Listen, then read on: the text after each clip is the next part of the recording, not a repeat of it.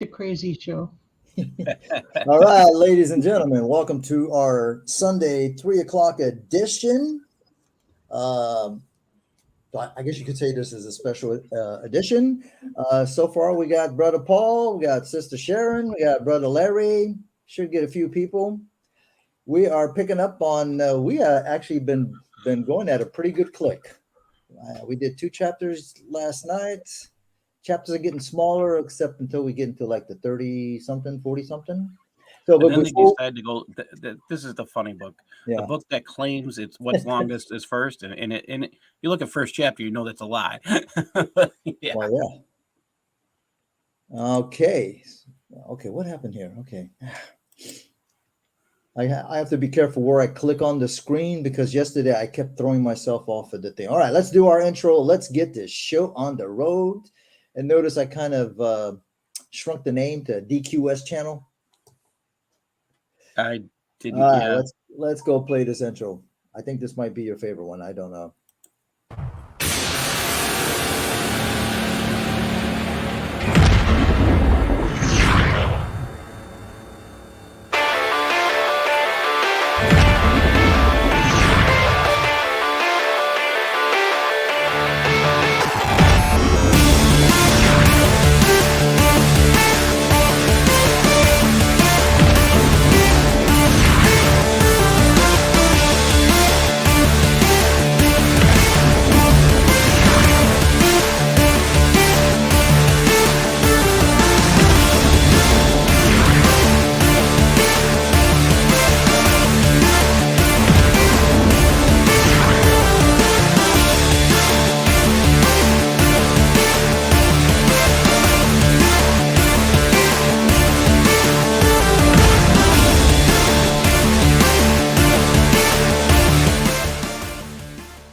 All righty, let's go into add pause to the stream. Here we go. Chapter 33, the parties.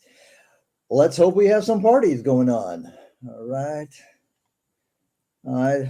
If somebody comes in, please let me know. yes. It's also called the Confederates. Is one of the things we've noticed. Right. So Yeah, like I mentioned yesterday, some of these chapters actually have 3 names, but I guess it depends on which Quran you read. It might have all of the names, or in this case, I guess maybe Osama uh, I likes mean, the I'm parties just better. curious if this is a more exact terminology, which is I mean, it which could be.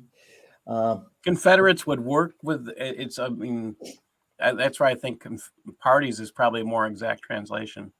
Right. Since I'm not an Arabic speaker, I am not going to pretend. And we start off like we do pretty much all the other chapters. ALM, which is Aleph, Lam, Mim, depending on the Quran.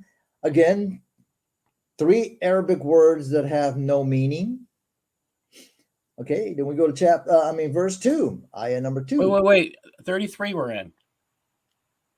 We're no, I'm sorry, we're in worship. 33 parties. I thought we did. Yeah, we finished that one because that was the one with the ink and the C's. Oh, I apologize. I thought. Yeah, it's okay because I had to go back and look. So yeah, we're in chapter 32, the worship. I was reading No, we're in the your parties. I was reading yours with the party. Hold on a second. Let me load up another copy of Osama's Quran so I can look at We're in 33. Yeah. the definitions. So I got to go to 33. Chapter 33. Yeah, this is one of the first ones we've seen in a while without starting with an unknown word. So we have to go to Sheba and then, oh man, this is going to be a rough one. It has 24 words that have no meaning or need an explanation. Oh my God. Well, does that mean It could be, but it's only 73 verse, so we might do 2 chapters today, but let's see. All right, let me move this over to the side. Okay, all right. ALM, and let me see if I'm correct. No, it's not there in 33. Am I looking at the wrong one? The parties? Okay, 33. Okay, now I'm confused. I Starts, depart. O prophet. Okay, the worship. Are we on? Chapter 33. Yeah, I guess you threw me off there.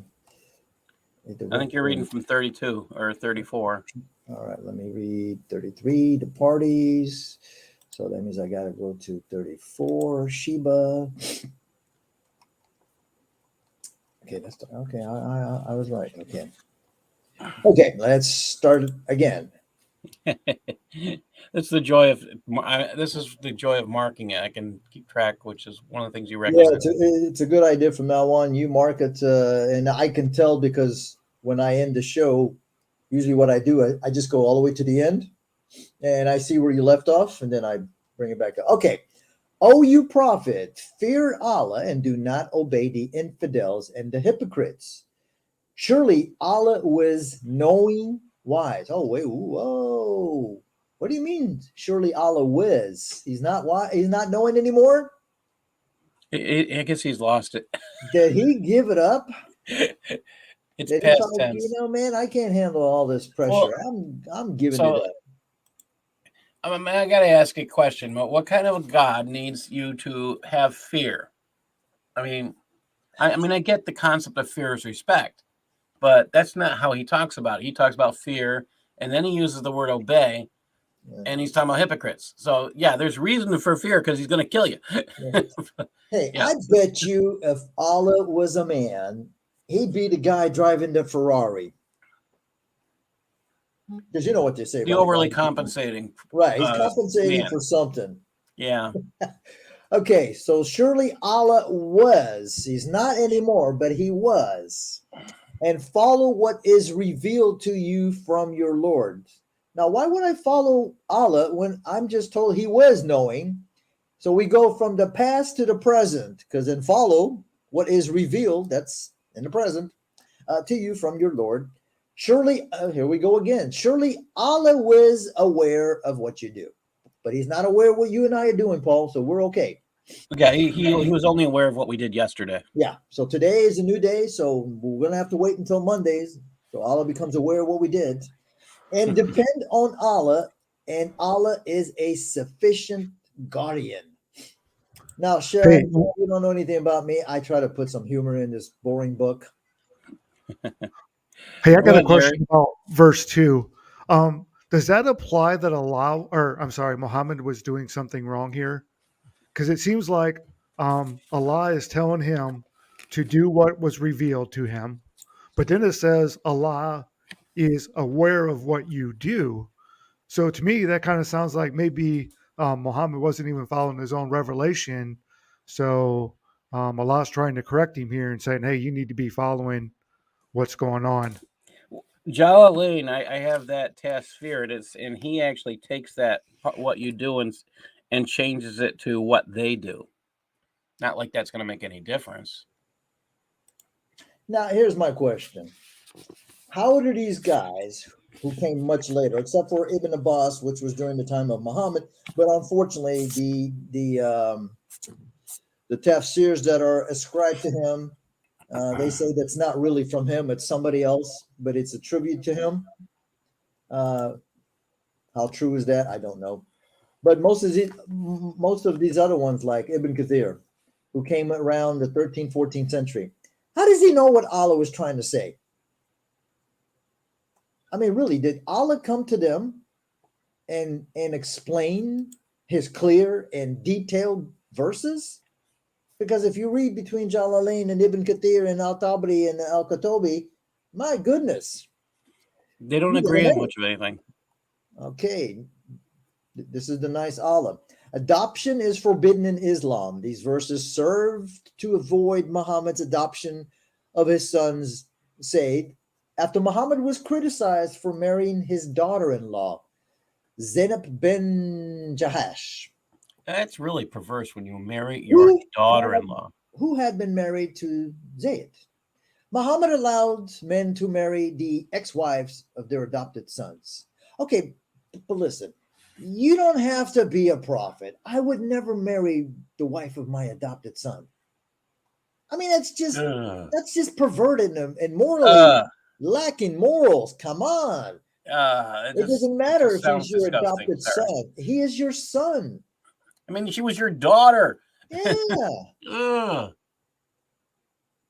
Okay, number 4. Allah did not make 2 men 2 hearts inside his body. Wow, thank This is God for good that. science in the Quran. Thank God for That that. might be the only thing that's science in the Quran that's actually true. Yeah, well, could you? I mean, maybe it might be a good thing to have 2 hearts. Just think of how more efficient Maybe you he's would talking be. about Vulcans. Maybe aren't the Vulcans supposed to have 2 hearts? And he did not make your wives, which you turn your back from, them your mothers. I don't know what that means. Oh, Sharon, feel free to chime in anytime. And he did not make your adopted sons your sons. This is your saying with your mouth, and Allah says the truth, and he guides the way. Call them the adopted sons. Call the adopted sons to their fathers. But wait a minute. I'm pretty sure their fathers are dead. Wait a minute. How they adopt sons to their fathers? It'll be more. Yeah, that's kind of.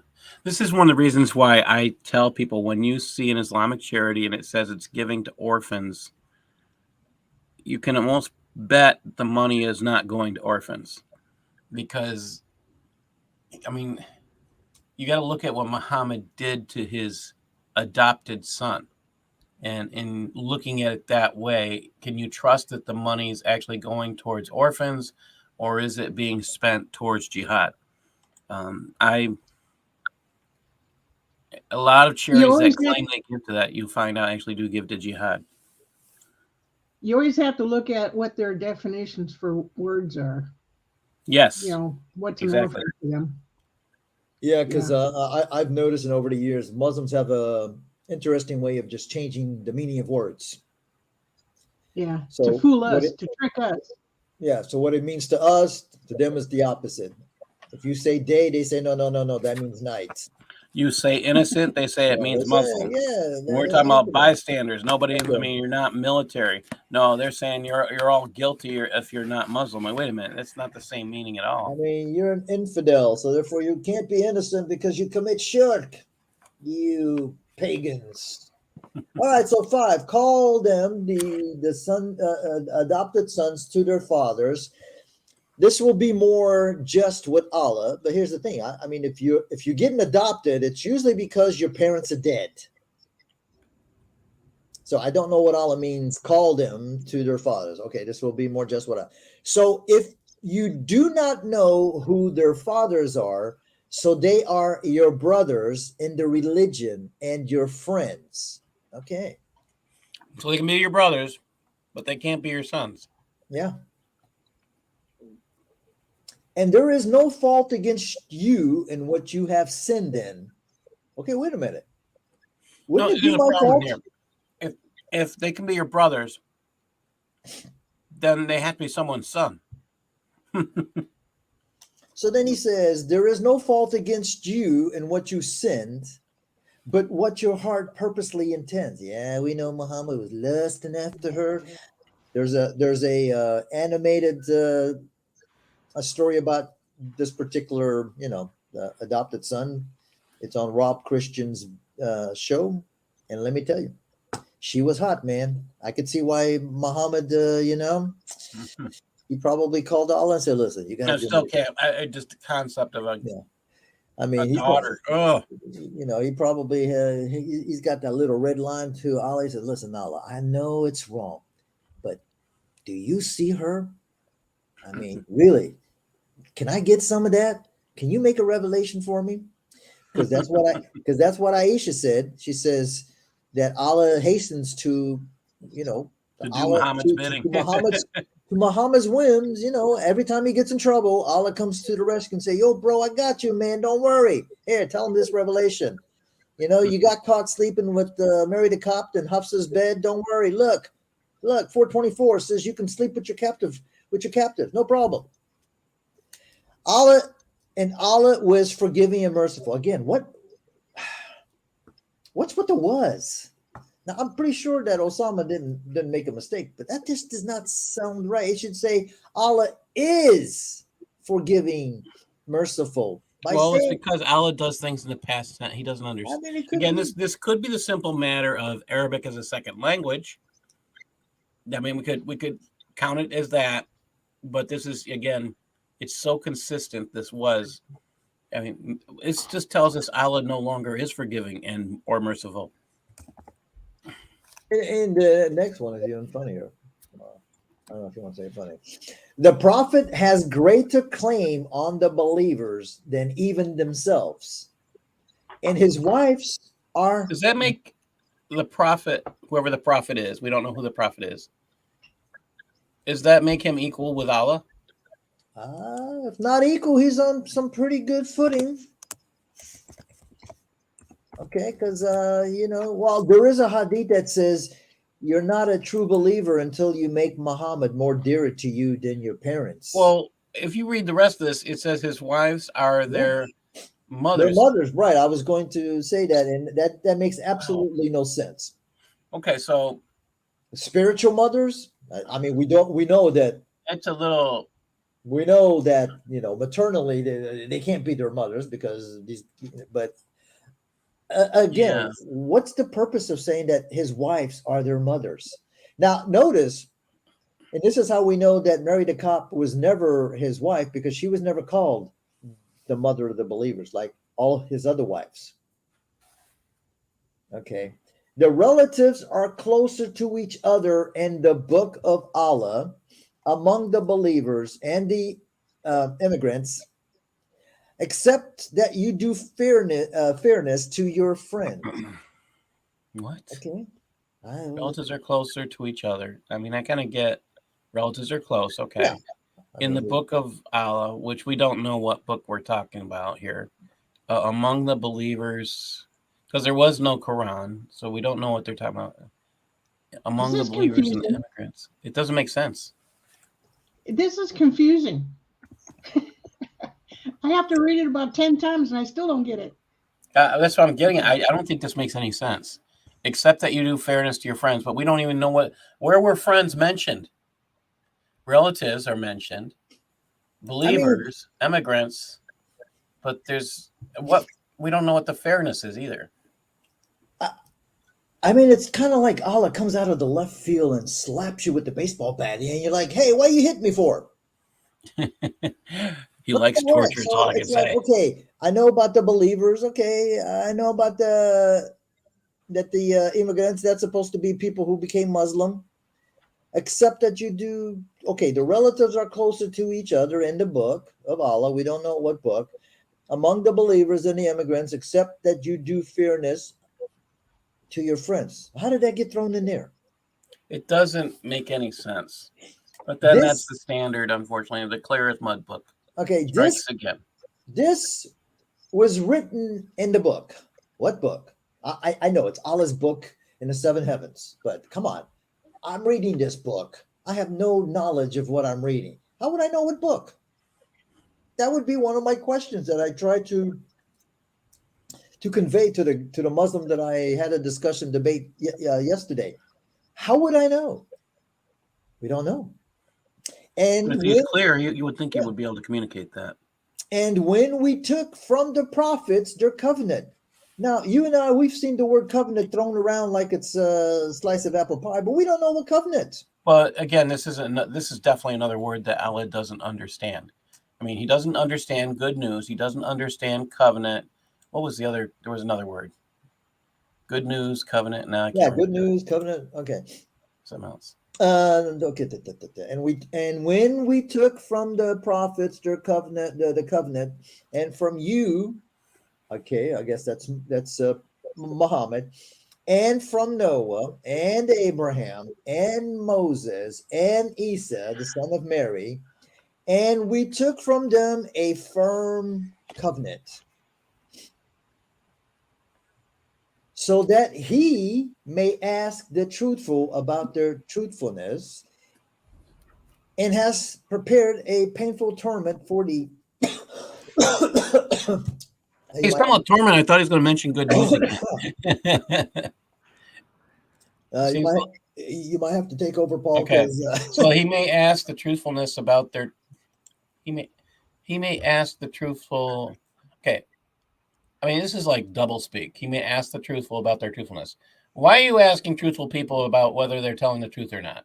If you thought they were truthful, why are you asking about it? So he doesn't trust the truthful people he considers truthful, and has prepared a torment for the infidels. That's right. He always talks about good news when he talks about torment. So, all right. Hey, Paul, Number Paul, 9. Is Yep. there anything in the Quran that talks about Allah creating a covenant with Muhammad? I'm not aware of that. So, I mean, I find it kind of interesting that, it just said that it admits that there was a covenant with Jesus and Abraham and whatnot, but I don't recall ever there being a covenant with Muhammad. well, he's not important enough a prophet. If again, we don't. This is the problem I have with people. And when you talk to Muslims about this book, there is nothing in the book that proclaims Muhammad a prophet. We get to passages like this, and we took from the prophet their covenant, and from you. We don't know who this you is here. All right. That doesn't mean it's Muhammad. I mean, people will tell us that, but there's nothing in the entire Quran that says Muhammad is a prophet. There will be ambiguities. This could be one of them. But there's no place anywhere in the Quran that mentions Muhammad and the word prophet. There's messenger, but that's it. So this is one of the issues I have with that. We're going to go down. Well, hold on a second. There's another problem that I just noticed. Okay. I noticed that, oh man, this is from yesterday, speaking for like almost 9 hours. Oh man, grab a drink. Yeah. Notice that in verse 7 it says, "And we took from the prophets their covenant, and from you, and from Noah, and from Abraham, and blah, blah, blah, blah, blah, blah, blah." So it's assuming that these people are not prophets, because they're. Wait, he took the cut. Okay, I'm gonna. Okay, we took from the he takes from a covenant. Yes, this just really tells you Allah doesn't know what a covenant is. But from the prophets, so there's no need to mention Noah and Abraham and Moses and Isa, unless they're not prophets, because they would be covered under here. So what he needed to say is, and when we took from the prophets their covenant, and from you. And so these are all not prophets. That's exactly it. That's how I'm looking at it. So I mean, I would have written this if I was Allah. I mean, I'm not, because I'm smarter. But I would have written this, and when we took from the prophets, that includes all the prophets up to Muhammad. So there's no need for Noah and Abraham and this, because then I'm to assume that they weren't prophets. That's why they had to be mentioned separate. So I would have written, and when we took from the prophets their covenant, and from you, we took from them a firm covenant. Okay, now I don't know where you left off. Okay. What's the covenant? Start with verse. We're starting. Are you on 9? I think we did 9. Yeah, go to 9. Okay, Sharon, what's a covenant? That's a good question. I don't know. Well, Allah doesn't know. That's the important part here. Allah doesn't understand the word covenant. He never uses it correctly in this book called the Quran. It's never. They have no clue. They just think it's a deal. But again, they don't even understand the concept of the agreement as a. They don't understand the agreement and covenant. It's the same. They don't know the significance of a covenant. Okay, so I'm reading. We've only went through 7 verses, and we jumped about 2 or 3 subjects here. Yes. And the whole chapter is called The Allies. And first of all, we start talking about his son's wife. So you've got it called The Allies. I saw one where it's called the Confederates, and Usama labeled it the parties. So the parties. And Kufara just said there's about 3 names. So Hey, we got my friend here. Jesus and disciples were Muslims. You don't know anything because you are cursed. I got bad news for you, Jesus. I can take your Allah with one half of my brain tied behind my back, and I can still be smarter than your Allah. But please feel free to come up when we're done. Right now, we got a show going on. Brother Isa, not the Isa from the Quran. How you doing?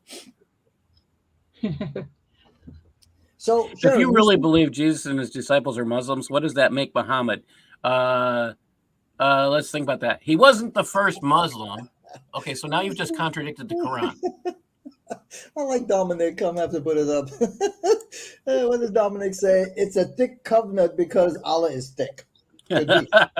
So then Jesus responds, Allah has 1.9 billion followers. Yes, Allah has 1.9 billion idiots who believe that because women, they don't read the Quran. who believe that women have sexual discharge from their boobs. Alhamdulillah. So, Sharon, you see that we're not even 10 verses into this chapter, and we got confusion on top of confusion. Yeah. I'm going to tell you, when I first read the Quran, I just my brain kind of went. Yeah, you sit here and like, this is what I've always put it down, and I can't get through a few verses, and this is one of the reasons why I'm glad we're doing this together, because the truth is it is so unclear, it's so frustrating, and it makes so little sense. I mean, when you do this with other people, you actually realize you're not the only one who can't get this. I mean, I've got tafsirs here; they just totally ignore this stuff, or they create stuff that has nothing to do with what this says. Well, and then when you have the Arabic speakers who don't get this because it doesn't make sense even in Arabic, then I mean, I don't know what logging in on now. Okay. What does it mean that relatives? Okay, let's proceed. Let me see. Is anybody? I'll let you know when he's in. I think. Yeah, I'll let you know when he comes in. Yeah, we still got room, I think, for two, Larry. So. Oh, that was Dominic, I think. Yeah.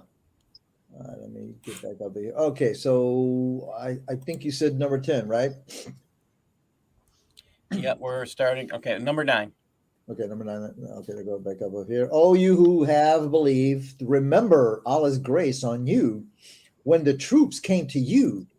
So we sent a wind against them, and the troops that you did not see. Huh? So they had a windy day. And Allah was seer of what you do. Okay, but okay, what troops? It's a present tense. Wow. What troops? Who came up against who? Was it somebody? Some troops came up against Muhammad? I mean, we don't know. I mean, we don't know if these are the concept of angels, like when we talk about Judaism, and they're talking about troops you don't see, that kind of concept. They're really communicating that these are angels, but I don't think Allah is able to comprehend that. Well, I guess it was a platoon of angels, probably why he calls it troops. All right, number 10. Oops. When they came to you from above you, angels, and from the wait a minute. And so you got the angels and the demons working together? Hey, Go ahead, Sherry. I can insert something here. I got Robert Spencer's The Critical Quran, and he says, verse 9, it says Islamic tradition regards as a discussion of the Battle of the Trench, extending to verse 27. This was a battle against the Muslims by the Confederates, the combined forces of the pagan Quraysh who were besieging the city. But you know something? The Quran is so unclear. I'm not even sure there's nothing here that tells you that. Yeah, I don't know where he gets this. So it's like okay, my brain just went spazzo again. But I mean, this is the humor in this. I mean, which again is why it's enjoyable to do this together with others, because there's nothing here communicating a time period. There's nothing here communicating a scene of war. I mean, we hear about troops that you didn't see. We don't hear about a battle. We don't hear. I mean, We hear about angels in the verse 10 when they came to you from above and from below you. That sounds like demons and angels getting together to fight together against something. Yeah. We got Mr. Jesus here calling us a bunch of uneducated clowns. Oh, he left. I was going to say I'm willing to put my education up against any Muslim, but he left. He ran. Okay, well, yeah, I think Dominic. The thing is here, what Allah is trying to tell Muhammad is, Muhammad, you remember when we sent the invisible troops of angels that you did not see? That's why you won, because it wasn't you fighting the battle; it was the angels. That would be my tafsir, Dr. Kufar. Hey, Dominic. Hello, how are you? 1, 2, 3, 4, 5, 6. Oh, No, we still got there's a lots of it. It's back in the previous verse where it said closer relatives. Was it verse 9? Did you read that bit? Yes. Yeah, we did. Yes, we did. How close do you think was the? I mean, verse 9, and you believed. Oh, okay, that was back. That's The- verse 6. Okay, the relatives yeah, are the- closer to each The other. relatives are closer to each other in the book of the. That's because Muhammad's having sex with them. That's what I'm thinking. I mean, so does that mean that they're not closer to each other unless they're in Allah's book? No, unless they're in Muhammad's. Oh, well, I'll keep that.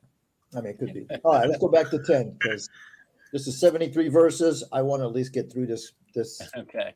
because I'm going to have a lot of interruptions because there's like 24 different words that nobody knows or needs. All right, and needs an when the explanation. eyes became deviated and the hearts reached your throat, and you thought the thoughts about Allah. What does that make any sense?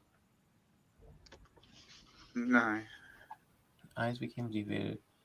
How do you think the thoughts about, and you thought the thoughts about Allah? What does that mean? I was thinking about Allah. I mean, this is a person who doesn't know how to communicate, and you thought the thoughts. I mean, he doesn't. I mean, it's very limited vocabulary, and you thought about Allah. I mean, he doesn't know how to communicate clearly at all. When the eyes became deviated, so you've been banged on the head is all I can think about, I mean, I don't know. and your heart reached your throat. Your hearts reach your throat. Well, okay, so all I can think of here, if we're talking about a battle, you're scared.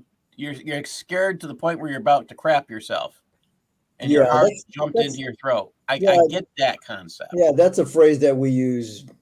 So I don't have a problem with that. That's just like kind of like Paul said, you're scared out of your pants. That so they say you have that feeling like your heart is reaching your throat because you're like, anxiety attack, something like that. Yeah, that's a good one. You're scared. You're scared you're going to die. Right. And so, okay, so if we read it that way, when they came to you from this is the part that really scared. When they came to you from above you and from below you. Okay, so we got demons and angels working together. I mean, that's what, again, we can't tell. We don't know. That's the way this communicates. We don't know that there's a physical battle going on because we've only heard about troops you don't see. And when the eyes became deviated, the hearts. So there's a battle going around. You got so scared, you're about to crap your pants because you think you're going to die, and you're thinking of meeting God. As that's about the only thing that makes sense here. But again, we don't know that there's a physical battle going on because we don't see haven't heard any mention of physical troops. One of the interesting phrases, Allah was a seer of what you do. Does that mean Allah is a man? Well, we keep seeing that shows up a lot. That Allah sees what you do. I mean, no, but a seer is Allah's a peeping Tom. Well, that's what it means. Allah's a peeping Tom. No, but Allah, the word seer is a prophet. Isn't it a seer? You could have the seers in the Old Testament. They were prophets. Oh, we can have some fun with that. I didn't even catch that. Good catch. So a seer is a physical prophet. The word seer. Yes. Oh, I'm going to have some fun with that. Thank you. This is another reason why it's good to have multiple people because we might see something that somebody else doesn't see. So you know, So, kinda so makes it- Kufard, your next debate. Hey, did you know Allah was a prophet? That could be fun. You could open a clubhouse room for that. Allah was a prophet. Hey, talking about Prove me wrong. Clubhouse, I just closed a room before coming here that said, prove that the Quran is all that and a bag of chips. People get mad. I had one Muslim come up on stage and he couldn't understand that when you have one chapter and the guy says A and B, and then you go to another chapter and the same guy says B and A, that's a reversal of the first chapter. And he's like, no, it's not. And then when he saw his little tricks weren't working on me, because he's trying to say, no, that's not what it says. I said, listen, I know what the Arabic says. I know what the transliteration says. It's reversed. And you know what I'm talking about, I think. Yeah. Yeah. So he ran, and then the other Muslims didn't come up. And then I had another guy, his name is Ishmael. He wouldn't debate me. He was talking all crap in another room. So when I got up on stage and I told him, hey, I'll debate you on your Quran. Can you prove to me your Quran is true? Has no errors, no contradictions, and no stupidity. Yeah, he said, I got to watch the football game. I guess, well, I mean, he's either in the United States or he really met soccer because, you know, Okay. they call All it. right, we're on to verse 11. Verse 11. Okay. Thereupon the believers were tempted. Ooh, the believers were tempted. And they were shaking with a strong shaking. Wow. And So when it's all this redundancy. That's so not just the repeated stuff. It's the amazing amount of redundancy. right. Well, I mean, look at chapter 26. You want to talk about redundancy. Just remove the prophet's name and put another prophet in there, and there you go. You got revelation. All right, 12. And when the hypocrites and those who have a disease in their hearts say, Allah and his messenger did not promise us except pride. Makes no sense. So Allah Well- promises pride. When So- Allah promised, I mean, pride's supposed to go before failure Okay, now or I before thought the fall. people, Yeah. I thought the people who have disease in their hearts are the hypocrites. What is it, like heart disease, or is it like, do they need like a stint in their heart No, or you're something? Kufar is right though. I mean, Kufar is right. Hypocrites would have a disease in their hearts, yet. So could this word hypocrite be something that? I guess there's Wow. more than, I guess there's a group that are hypocrites, and then there's a group that have disease in their hearts. Now, what disease is that? Are It's gotta they be a having separate disease in hypocrisy. are they having myocardial whatever? My maybe they ate something that would kind You know what? I You know think what I think it is? The people who are having disease in their hearts, they said, forget it. We're not going to be hypocrites anymore. We think that this guy's an idiot. or they took a version of the COVID shot by Allah. Oh, And- yes, that would do and they it. started having heart palpitations and all that good stuff. Okay. Myocarditis strike. Yeah, there you And go. Allah caused myocarditis. There we go. That was the word I was looking for. maybe it was his messenger that caused my Well, that's not a doubt in my. It's not even a doubt, not even questionable. All right. I have a feeling that some Muslim channel is going to be doing a review of this of my channel, which should be fun. Okay, Hey, one real quick thing. Doesn't that sound like Allah and his messenger are partners at the end of that sentence? Well, that's what we've been saying, that is in order for the first pillar to, again, the first pillar comes from no place, which is, you say when you're you say you believe in Allah and you can't just believe in Allah, you have to believe in his messenger. And yeah, this makes his messenger an equal, a partner, and his messenger. Because the word Muhammad actually isn't used, is it? Actually, in the Quran. Well, it is. It's used, so what is it's used 4 times? Is it used 4 times? But does it say his messenger Muhammad? Because it doesn't actually. Yeah, well, it'll say he's a messenger, but it never says he's a prophet. Okay. So it's like a paper boy or something like. Yeah, that's what it sounds like. Yes, it does sound like that. Now, With Muhammad. there's also a problem with that. Muslims don't seem to understand. It's like Muhammad and Allah are joined at the hips, because you have to obey Allah and then you have to obey the messenger, which they say is Muhammad. Well, you're ascribing a partner to Allah by saying I have to obey the messenger, who is nothing but a human being.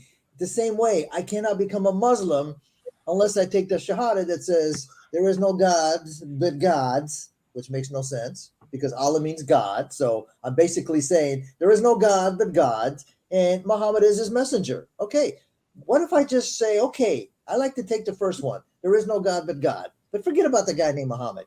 I can't be a Muslim. Why? Because Muhammad is tied, he's a conjoined twin with Allah. All right. Some of the people offered excuses for not going to war with him. I can't blame them. And when a group of them said, "O family of Yatrib," which means Medina, or used to be the old name, "there is no place for you, so return." And a group of them excused themselves from the prophet, saying, "Surely our houses are left defenseless." Good idea. You need to protect your houses. And they were not left defenseless, but they only desired to flee. Okay. And if you enter into them from different sides, okay, enter into What are you entering into? I don't know. I mean, That doesn't sound kosher. And if you enter into them, the houses, and if you enter into them from different sides, and they are asked to commit the sedition, okay, I take it back. It wasn't the houses. They will have done so. So I don't know.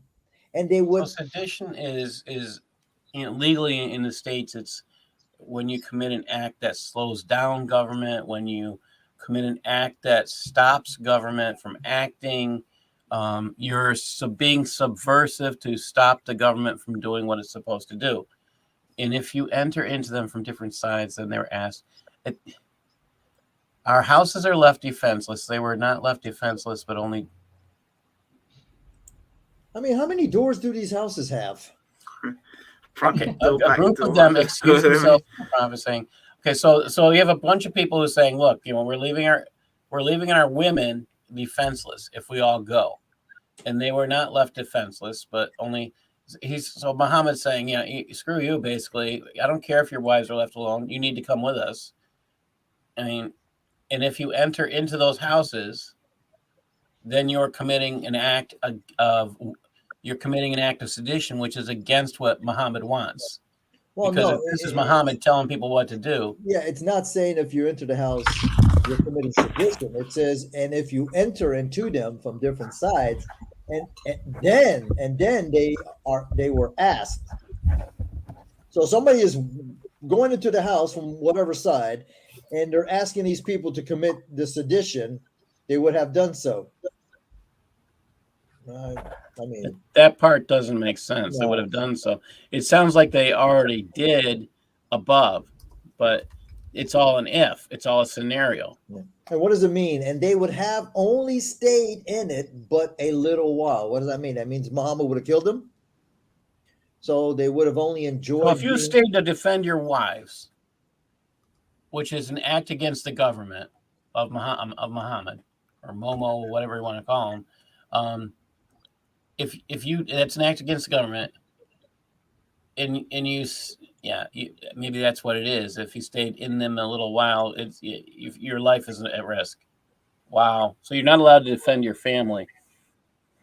Not allowed to leave men to defend the families. That's kind of scary, especially when you're a raider, and the people that want to kill you are probably going to find where you live. Yeah, I mean, okay, okay. And indeed, they had made a covenant with Allah. Okay, who's they? Because I thought Allah only made covenants with prophets.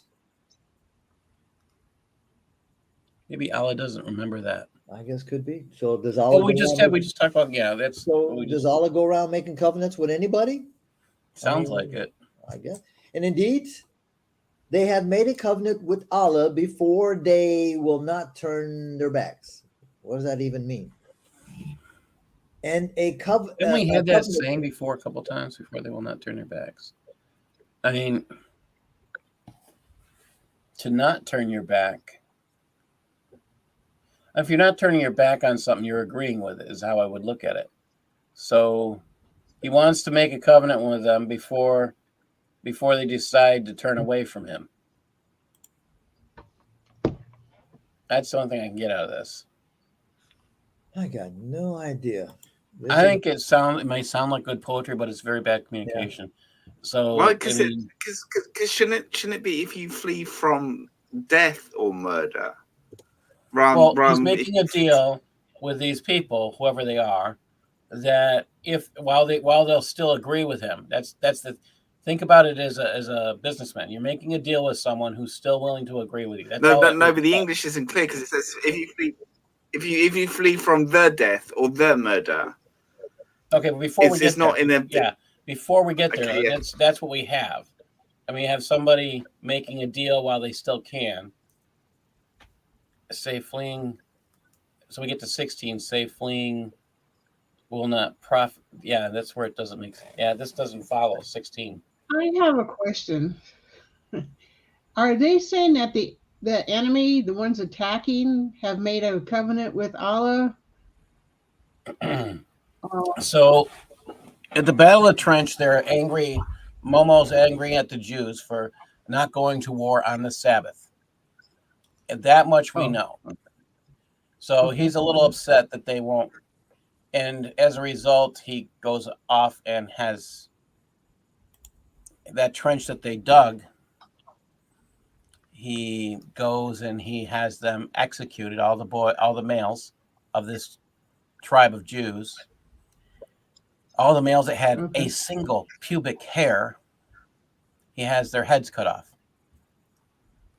And the women, all the females, are taken captive and given away as gifts and sold as slaves. And given, I say gifts, those people that Muhammad took, that those women, he took as his 20% of all the women. Like he really needed 20% of all the women, like he didn't have enough. He gave them away as gifts. And it says that in the surah. So fleeing will not profit you if you flee from the death or the murder. Then the Battle of the Trench was not a huge battle, is the way I look. It was pretty much, a one and done type thing. It wasn't a bloody battle. That's it. It's like they're describing two different battles. That's the thing that bothers me the most about this. If that's what they're saying, I mean, they sound like it's a horrible battle, but again, that trench there stopped the battle. I mean, and you know who taught them that? This is the part that gets funny, and which actually fits with the thought that maybe this concept, this book, came from somebody who knew Syrian or another language better. It was a Syrian, if I remember correctly, who taught them about trench warfare. Okay, so where do we leave off? 16? Yes. All right, because 17 is a doozy. Yeah. Say, fleeing will not profit you if you flee from the death or the murder, and then you will not enjoy yourself but a little. Say, who can withhold you from Allah if he desires to do evil to you? Ooh, look at that.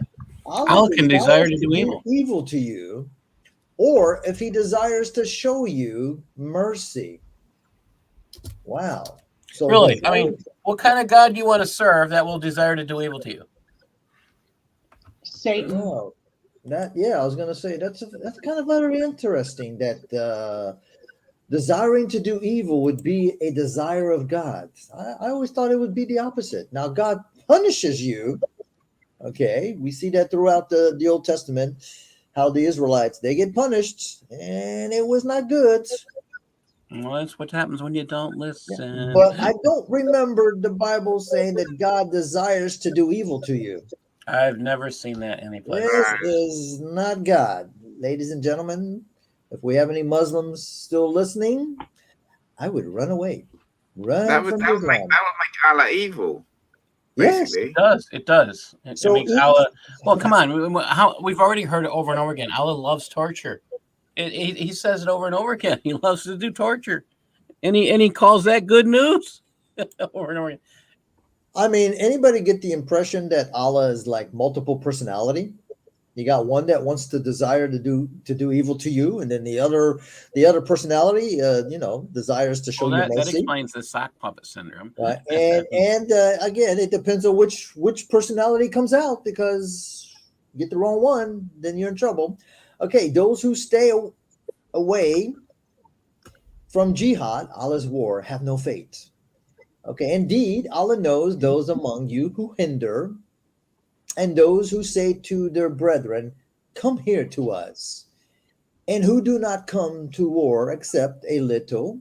I don't know what that means. So stop for a second. This word hinder, which younger people may not know, I mean, it's those who cause others to lag behind, to they stop things from going forward. That's what hindering is.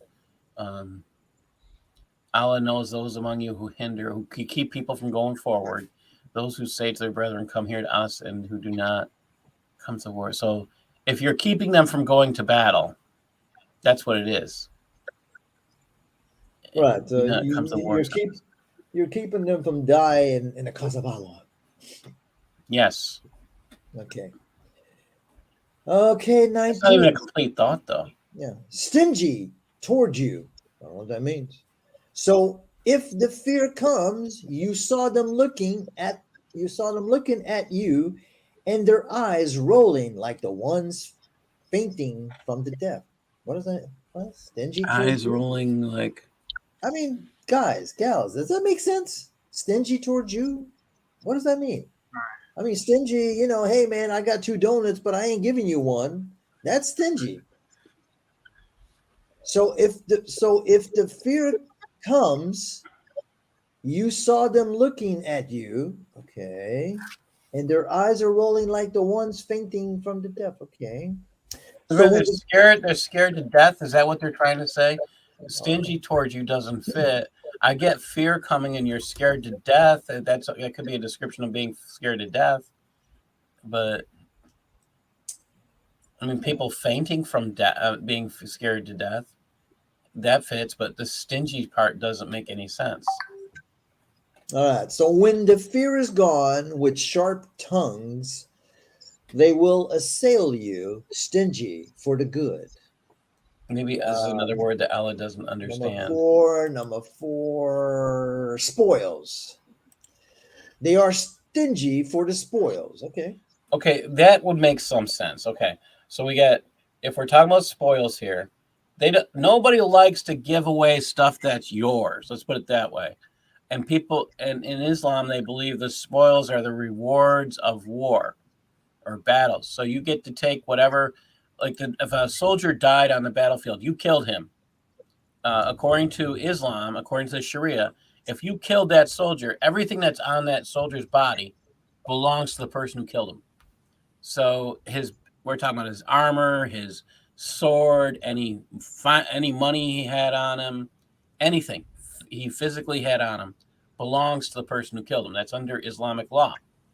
So the stinginess is they don't want to share it. The catch is, the truth is they have to give 20% to Momo. So I can get where they feel stingy, but yeah. I thought they also had to give 20% to Allah, which basically means 40%. Well, that's giving to Momo was the same as giving to Allah. Yeah, so that's Momo where we say he has a partner. So Momo really gets 40%. No, he gets the 20%. He gets whatever was supposed to go to Allah. Because Allah isn't a physical being unless you. Okay. I thought he got 20 and Allah got 20. So it's no. Just he gets Allah's portion because Yes. Allah's not going to really need that body armor. Well, he might. You're getting Those did not believe, so Allah made their works vain, and this was easy with Allah. Okay. They think that the parties will not go. Okay. And if the parties were to come, let's get that party going. They would rather be dwelling among the Bedouins, asking about your news. And if they were with you, they would not engage in war, except a little. I mean, just a little, just Okay. a little I mean, thing. how do you engage in war just a little? I mean, I have no clue. I guess it's like you That's have what- sex. That's what I was looking at. Is that you can't engage in war just a little. You either engage in war or you don't. Right. This is like you get pregnant or you don't. I'm sorry. I mean, you either are or you aren't. Well, okay, maybe this is just me. Maybe let's say you're one of the guys who's an archer and you got 10 arrows and you decide, hey, you know what? Hell, I'm only going to shoot 2 arrows and you keep the other 8. Well, that's a little, you did a little war. You shot 2 out of 10. Hey, you know. I mean, Okay, you killed 2 people. I mean, it's one thing. well, I mean, if you're a good aimer, you kill 2 people. You're like, hey, look. Oh, I killed 2. What do you want from me? I need a break. All right, Muhammad is a good example for believers. I bet he is. Remember these titles are put on afterwards, aren't they? So they're put on titles. So there's no. So these are put on by the later Muslims. So there's no kind of reference actually stating that. So these titles aren't binding, are they? They're not like. So yeah. I'm not sure I understand. Yeah, you lost me there, Dominic. Are these titles like Muhammad is a good example for believers? If that was put on afterwards, it's probably not in the actual text. No, that's Muhammad. That's Usama's header. Oh, yeah. He's giving you like a prelude to what you're going to read. All right, so let's see. How is Muhammad a good example for believers? Okay. Indeed, there was in the messenger of Allah a noble example. Whoa, wait a minute. Allah is talking about Muhammad in the past tense. Muhammad died. See, I told you there was no Muhammad. He died early in the battle. Okay, Allah, why are you talking about Muhammad in the past tense? Isn't he there? He's gone now. He got struck by that arrow. I guess you're going to have to highlight that one. So wait a minute. How can you be talking about Muhammad in the past tense? You're talking to people and saying, I don't know. This could be because it's written long after Momo was dead. Right. Or that's a possibility. Or maybe it's not talking about Muhammad. So let's see. Indeed, there was in the messenger of Allah a noble example for you. Okay. For him who was hoping in Allah and in the last day and remembers Allah much. Okay. So he had hope in Allah, and that is some beautiful language there. Does that mean he forgot Allah? If he remembers it, is that the whole point? He just forgot Allah, and then this has to remember him again. Yeah. Well, clearly, you can see that this book is written after the fact. That's why it's talking in the past. But see, you're infidels. You're infidels. Now I have to take over the spot of Osama. You're infidels. Just take the Shahada, and this will all make sense to you. Okay, and he gives us a hard time if you haven't caught that.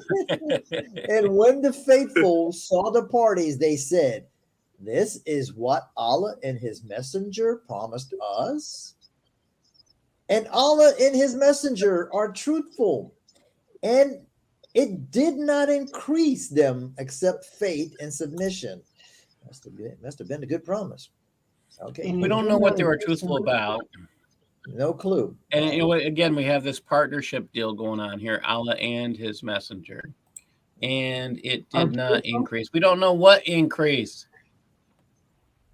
Increase them except whatever it was, it increased them, and it did not increase them, but it did make them more faithful and more submissive. They became sounds like they were threatened to me. Yeah, they became. Does that mean Allah and His Messenger put on weight? Does that mean like they had loads of food? Yeah, if Allah sat on somebody But you got problems here. You got problems here. 'Cause he's got, Yeah, you better obey or I'll sit on you. as Trump would say, Allah's got a huge behind. Well, he's got that. What I can't get over is it says Allah and his messenger are truthful. So Yes. when did that happen? I Like haven't never. found that part yet. sorry. I'll I mean- wait till chapter 33. I mean, if we read Except that for his Allah, love of torture, I guess that's if it. we read that Allah is the best schemer deceiver, I'm pretty sure there's got a couple lies in there somewhere. So if But- Allah's the Yeah. best schemer and deceiver, That How was is he it right truthful? there. how is he sorry. truthful? But did we read he's evil earlier on? Like Allah's evil. That was what we read in the previous verses. So again, so we read he's evil, and again, so how can he be truthful and evil? He's evilly truthful. All right, 23. Among the believing men are those who are true to the covenant they made with Allah. Again, I thought Allah only made covenants with prophets. Seems like he's a pay for play, or Well, play I for think play, this whatever. says okay. I would say this, that these are people who made a covenant with Allah versus Allah making a covenant with them. I mean, it could be. Some have died. He says, number 5, those who died during jihad. Okay. Some have died, and some of them are still waiting. Still waiting for what? To die? Yes, they are still To waiting die. to be they go used get in in line. Okay. They're waiting to be arrow. Okay. And they did not change. Changing. There's like What a the hell massive does that mean? queue. I think he's trying to rhyme, and they did not change. Changing. That maybe because of the and they Arabic did not language. change. Changing tells you that this is beyond the concept Well, of see, here's the of problem. English. Arabic is a second language. This is just Here's the problem. bad communication. This right That's- here, that that- Allah may that's reward, probably- that belongs here. That period is just what's messing it up. It's still a continuation, but should Yeah. have been a comma, and then this should have been lowercase. That Allah may reward the truthful with their truth, and torment the hypocrites, if He So will. it doesn't give them any reward just because they're truthful. Their reward is being truthful. Yeah. There's no Oh, reward no, there it says He's going to reward the truthful. with the truth, Oh, with their truth. Okay. Wow, man. I with don't their know. truth. So Give they me don't get anything. Yeah, give me some money or some. Wait. Keep going. And He torments the hypocrites if He will. So maybe The Allah's truthful generous get that day, nothing, or He and relents on them. the hypocrites get torment. But Allah likes to torment people. That's only if Allah's in a bad mood. He's going to torment. Well, I the thought it was if hypocrite. he was in a good mood. Otherwise, He's going to, Surely Allah was forgiving, merciful. Okay, Allah is no longer forgiving, guys. So you can leave Allah now. He's run out of forgiving and merciful. And Allah drove back those who became infidels with their anger. What? How do you drive people back with their anger? Okay, so Allah actually did something. He did something. Maybe He was in a car. Maybe He He kind of drove back. was the one that was driving that car that was trying to run you over. All right. They did not receive good, and Allah is sufficient for the believers in the war. And Allah was strong, dear. So again, this sounds like another one of those compensatory statements where Allah has to puff himself up because he can't do certain things. Allah is sufficient for the believers and the war. Allah is strong. Okay, Allah.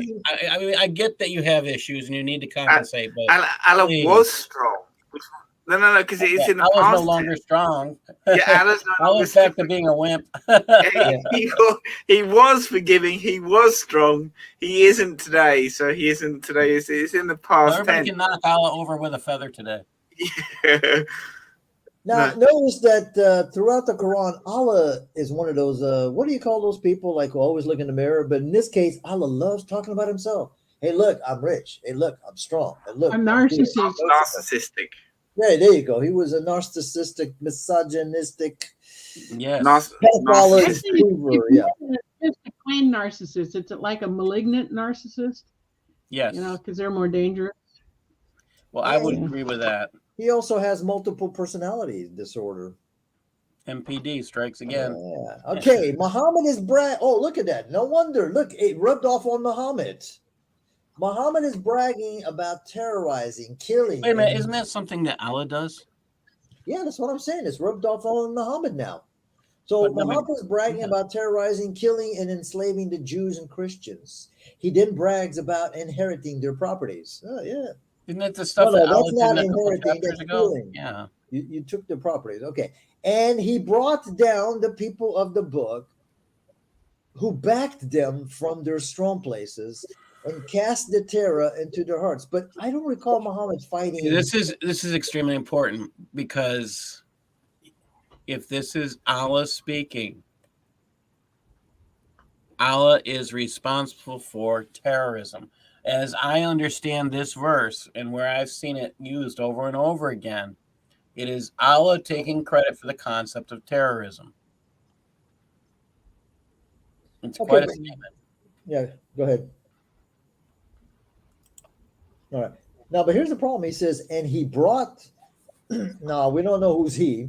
I'm assuming it's Allah. And he brought down the people of the book who backed them from their strong places, and he cast the terror into their hearts.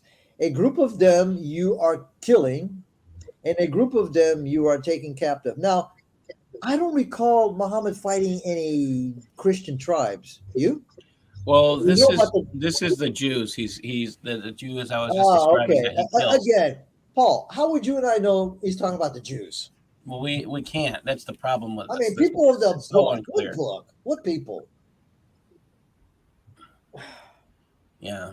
Because, you know, I've got it ingrained in my mind that when I see people of the book, it means the Jews and the Christians. So then my question would be, I don't recall any groups of Christians being killed. Now, I do remember he exiled 2 of the Jewish tribes, and of course he slaughtered the other one. He committed an act of genocide, is what he did.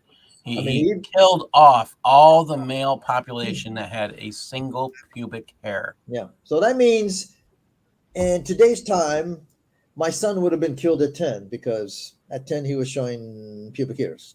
It's all that hormone in the milk. So I mean, it just shows you how cruel. I mean, he has no problem with killing little boys and raping little girls. I mean, he didn't kill them because they were fighting. He just killed them because they had pubic hairs. I mean, the captives. We're talking about the little girls and the women. Could you imagine if when the U.S. went into Afghanistan and Iraq, and every time they took over a city or whatever, a village, they went through all the males and said, "Okay, strip. You got a pubic hair? Okay, we're shooting you. We're killing you." That's basically what they did. I mean, it's exactly what they did. They took them off that trench. They cut their heads off and dropped them into the trench and filled it in. The Muslims would be in uproar. I would be in uproar. But this is basically, like I said, this is what Muhammad said. Drop your drawers and let me see if you got a pubic hair. You got a pubic hair? Oh, it doesn't matter that you were, home with your mommy. Yeah, we're gonna kill you because you're male and you got a pubic. I mean, this is just ridiculous. And Muslims don't see anything wrong with this. That's their perfect guy. Yeah. In fact, when they started attacking the European countries and UK, that's what they were doing there too. But it took about 400 years before the Crusades were called to drive them out. Yeah, I mean, Islam has. I got to go off the arch for just a second. Sorry. Okay. I mean, basically, the Muslim had like a 400-year crusade before the Christians decided, hey, enough of this crap. Yeah, I mean, exactly. But they really never won. They had to call several crusades, but they drove them out to a point. Unfortunately, now I know some of the crusades were really bad and they did stuff that shouldn't have been done because they were told. Well, that happens in all wars. Yeah. Right. I mean, they killed Christians, they killed Jews, but the premise behind it was because the Muslims were encroaching in all the Christendom lands, and I guess they weren't really treating them really nice, because if that was the case, then they wouldn't have. if people were actually living in peace with the Muslims, I No, wouldn't they I weren't. wouldn't see it. Yeah, I No. wouldn't see it. I wouldn't see a reason for the Crusades. Why? Because Yeah, it's the true. opposite. Yeah. Yeah. You know. And in India, it was even worse. There were more Yeah. people killed. In Oh fact, yeah. it's still I going mean, on. they say Yeah. on the low end over the 800 1,000 year period. Now, granted, they never ruled the whole of what is India, but they say up. You know, at the low end, 80 million. People in India, the sheiks and the Hindus, they were slaughtered, and for fun, they used to slaughter like 100,000 a day. And there's that Mount Kush, which is it's supposed to mean the mountain of skulls. And Yeah. see, you always got to have a brilliant Einstein, aka a Muslim. Jesus and disciples were Muslims, who has to bring up God said kill babies. Yeah, what you got a problem with God telling you to do something? First, you got You to know, learn the something concept. in the comment section is saying that, God Yeah, said kill all babies in 1 yeah, Samuel 15. yeah. And you know what? That hasn't been that's like 2 to 3,000 years ago.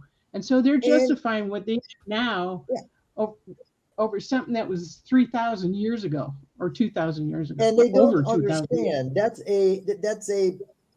that's a descriptive. That is not a command. Yeah, And correct. he doesn't know the Correct. backdrop as to why God commanded Moses to kill those people. Correct. Okay. And they use that as their So, excuse for killing. but you know what's funny, Sharon? He has no What? problem with one of their prophets, Qatar, or whatever his name is, who was walking down the road with Muhammad and came across a young little kid, and he killed the kid. Why? Because the kid maybe was going to be a disbeliever in the future, right? Well, So, how did he know that? well, I guess he had a connection to Allah. And he figured, Oh, this kid's going to grow I up. He's forget. going to be a disbeliever. He's going to dishonor his parents. Oh, hell, let me do them a favor and kill him. They can have other kids. That's basically the story. Oh, But Jesus has no problem with that. He has no problem with Allah killing babies. Sodom and Gomorrah. You think nobody in Sodom and Gomorrah had babies? What about when Allah killed the babies and everything when he flooded? Noah's flood. And by the way, did you know, Jesus, that your Allah not only killed the unbelievers, but he killed believers? What happened?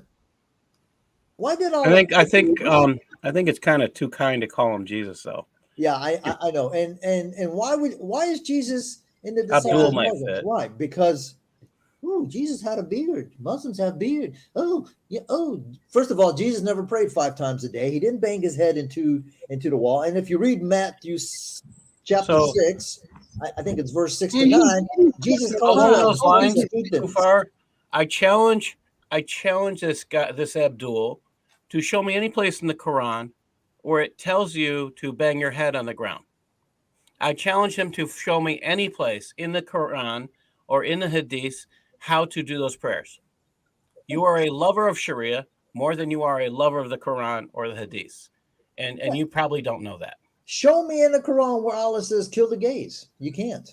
But yet we know you kill gays. You throw them off of the tallest building. Ask ISIS. They were following your thing. But the thing is that this guy doesn't even know that Jesus calls these people a bunch of heathens because they pray repetitive prayers, right? And they pray out on the street. Like, why?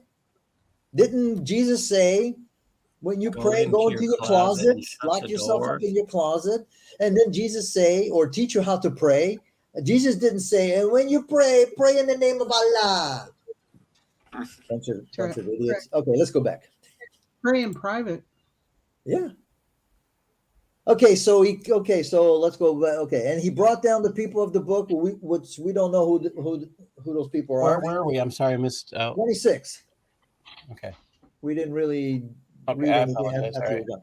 Yeah, so I'm going to read it again. And he brought down the people of the book. We don't know who those are, who backed them from their strong places and cast the terror into their hearts. Now, listen, when Muslims say, "Oh, Islam, nothing to do with terror," well, right there, your Allah casts terror into people's hearts. Your Allah was the creator of terrorism. Yeah, he was the first terrorist. A group of them you are killing. Okay, and a group of them you are taking captive. Okay, I'm sorry. Can you highlight Marion for a Hold on. second? The last thing. Hold She's on. right. The last Uh, one? Yeah. Okay. Terrorism. That's where, if you want to know where the idea of how Muslims pray came from, again, they got their ideas, they put them into Sharia, but where'd they get those ideas? Paganism. He's exactly Well, right. notice how everything Very well said, Marion. Thank you. notice how everything they do has a pagan origin, but yet it's not Yeah. pagan anymore. I mean, they're still throwing stones at the house of Satan, like Satan has a house. Why? Because supposedly Abraham did. Like Abraham really threw stones. First of all, Abraham was never in Mecca. So, like I said, you got all these people are a bunch of idiots. And I apologize to the real idiots. Okay, some of them you're killing, and a group of them you're taking captive. Okay, you want to turn her comment off so we can see a little better. Sorry, let me go over here. I'm telling you, they got a bit. Thank you. There you go. Okay, so a group of them you're killing, and a group of them you are taking captive. And he made you to inherit their land and their homes and their money and the land. Okay, wait a minute. You just told them they inherit the land. And a land which you have never set foot on. Okay, well, that's what happens when you inherit, when you steal their land. When you invade somebody, you're going to a land that you've never set foot on. And Allah was mighty over all things. But he's already saying, you will inherit. Wait. It's again a past tense. Yeah. So Allah's no longer mighty. He's now wimpy. But Allah is very confused because he says you, and he made you inherit their land and their homes and their money and their lands. I mean, Jesus, please, you need to get rid of that name and say Isa. Just call yourself Abdul. That'll work. Yeah, there you go. Muhammad should divorce. Okay, Muhammad should divorce a worldly wife. He commands his wives to stay home. Okay, all right. Hey, get in the kitchen. When I come home from my battles and looting and burning and murdering, I want my food to be ready. And it better not be hot. I mean cold. Oh, you prophets, say to your wives, if you desire the world's life and its adornment, so come then, I will give you enjoyments and dismiss you with a beautiful dismissal. Let me see, what's 6? What is beautiful? Divorce. Oh, is this like, okay, I can say talak 3? Yes, talak. Oh, by the way, if you want to come back after I say talak 3 times, please go marry and have sex with somebody else and then come back to me. I will gladly accept the damaged goods that you bring back. Okay. And if you desire Allah and his messenger and the home of the hereafter, so surely Allah has prepared a great wage for the doers of good among you. Okay. Oh, women of the Prophet, whoever among you commits clear indecency, probably adultery, fornication. All right, but if they're married, they're committing adultery. Okay, the torment will be double. Ho, ho, ho. To her twofold. What? A torment will be double to her twofold. What does that mean? There's another chance where Allah gets to torment somebody twice. Yeah. I mean, did she commit indecency 2 times? Well, it's just the fact that she did something that the man didn't want. Is what it sounds like. Woman of the prophet, whoever among you. Wouldn't she be? We don't know who the prophet is here. I mean, that's something we should. But since she's married, wouldn't she be committing adultery? But I mean, you do have to have sex in adultery. Again, the only reason we know that that they're talking about Muhammad is not because the Quran said it. It's because the header up here says Muhammad, and the header is written by Usama, not the Quran. Oh, hey, check out this brilliant Einstein again. Hitler murdered 6 million. He was Christian. I think we need to just ignore his goal is to distract us from the work. This guy has no knowledge of history. I assure you. He's displaying he's nothing. Yeah, he's displaying his cojones are smaller than anything else because he doesn't have any concept of knowledge. He's actually displaying to us why he's a Muslim and we're not. We're actually thinkers here. We do critical. We're doing critical thinking. It's beyond his capability. Yeah. All right, 31. So apparently The torment will be doubled to her twofold. I don't know what that means. And it's easy for Allah. Of course, he's Allah. And whoever of you will obey Allah and his messenger and will do good, we will bring her wage to her twice. Okay. And we have prepared for her a generous provision. Okay. So Allah's going to bring these women who stick around with Muhammad double the wages. Oh, women of the Prophet, you are not like any of the other women. If you fear, do not be soft in your speech. Wait a minute. What are we?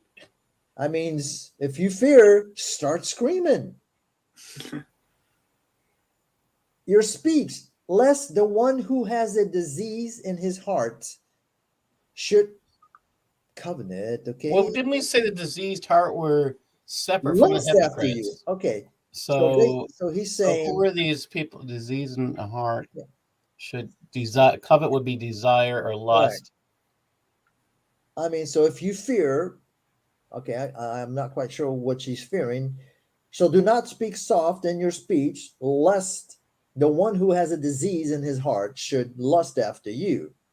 So I guess you should yell, so then the guy is not going to lust after you. Could this all be all by? I mean, the idea that okay, so the women had to cover themselves so they wouldn't get raped when they're going to the bathroom. I mean, in the middle of the night. I don't know. Umar was a peeping Tom, man. He used to watch his women go and take a poo-poo in the desert. And then he'd rape them if they didn't have them covered. And stay in your houses and do not display yourselves like the display of the first of the ignorance, and perform the prayer and bring the legal alms. I still want to know what happens with those illegal alms. I don't know. And obey Allah. I guess you get your ticket revoked. And obey Allah and his messenger. Notice. Oh, wait a minute. We're back to shirk again. Allah has a partner. You gotta obey Allah and his messenger. But nowhere is it saying that you got to obey Allah and his other messengers. It's just this particular guy because he is the perfect example. Yes, Jesus, they always run to the Bible because they can't stand on their Quran. Surely Allah only desires to put away the uncleanness from you, people of the house, and purify you. Purification. And remember what is recited in your houses from the verses of Allah and the wisdom. What is recited? I mean, I don't know. it's telling us to remember, but it's not telling us anything. I mean, that's the problem here. I mean, this is where I say con man language. I mean, you speak in these generalities. Anybody can interpret it anyway. But see, but again, Allah is talking. He's talking to people that are present. Okay, this is supposed to be Muhammad talking about Muhammad's wives. They're here, but then he says, surely Allah was kind. But he's not kind anymore again. Yeah. No. He's going to give him that kindness too. Surely Allah was kind. Oh, and he's no longer aware. Hey, let's go out and do whatever we want. 35. Surely the Muslim men and the Muslim women and the believing men and the believing. Oh, but wait a minute. So you can be a believing man and a believing woman and not be a Muslim? Yeah. That's what it says. The Muslim man and the Muslim Wow. Hallelujah. And you can be a truthful man and truthful woman and not a Muslim as well. So I don't need to be a Muslim. I just need to be a believing man. So you're okay. Believing stops here. Okay, you got obeying. You can obey. You can be truthful. You can be patient. You can be humble. You can give alms. But that doesn't mean you have to be. You can be fasting, but all these things are people who are not believing, from what that says. Okay, but let's read how stupid this kind of reminds me of that long passage talking about. Chapter 26.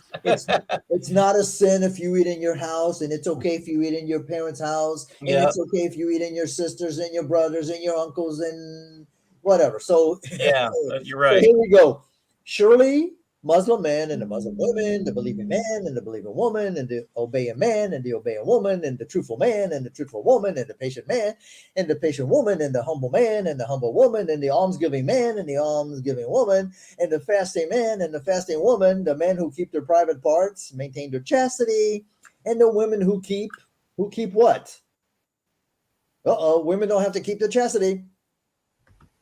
How come the guys have to keep their private parts in chastity, but the women here, I guess they don't have to. And the men who remember Allah much, and the women who remember, there is a great wage and forgiveness prepared for them. Okay, what kind of bullcrap was this?